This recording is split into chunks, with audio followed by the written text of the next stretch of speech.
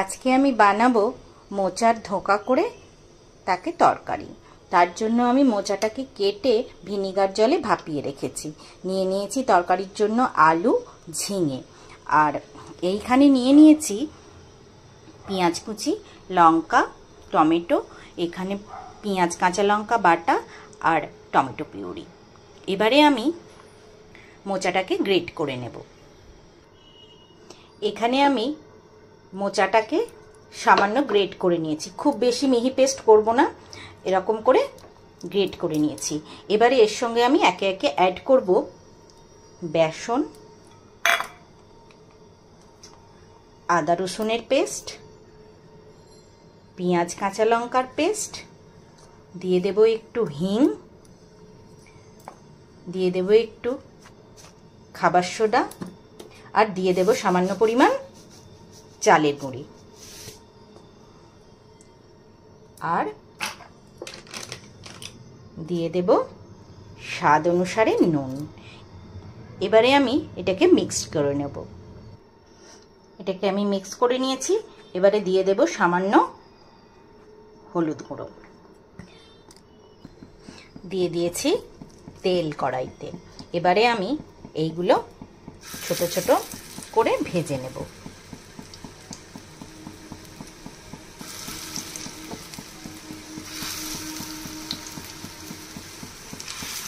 এগুলো আমি এক এক করে সব ভেজে ভেজে তুলে নেব। এখানে আমি সমস্ত বড়াগুলো ভেজে ভেজে তুলে নিয়েছি। আর এইখানে আমি আলুটা, ঝিঙেটা নুন দিয়ে সেদ্ধ করে নিয়েছি। এবারে কড়াইতে দিয়ে দিয়েছি তেল, দিয়ে দেব তেজপাতা, গোটা গরম মশলা, দিয়ে দেব সামান্য হিং,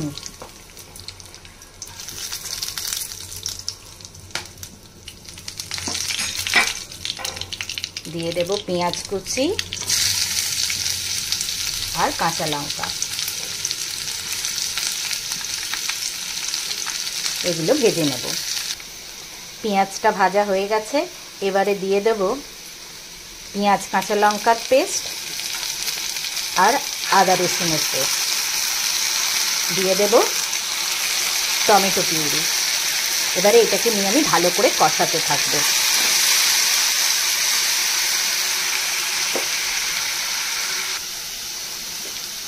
এবারে আমি দিয়ে দেব ভিজিয়ে রাখা লঙ্কা আর হলুদ গুঁড়ো।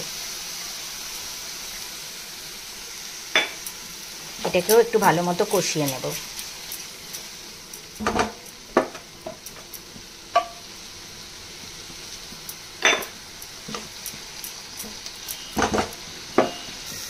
মশলা কষানো হয়ে গেলে দিয়ে দেব গরম জল। বেশ খানিকটা গরম জল দিতে হবে। দিয়ে দেব পরিমাণ মতো নুন। এবারে আমি এই বড়াগুলোকে এর মধ্যে দিয়ে দেব।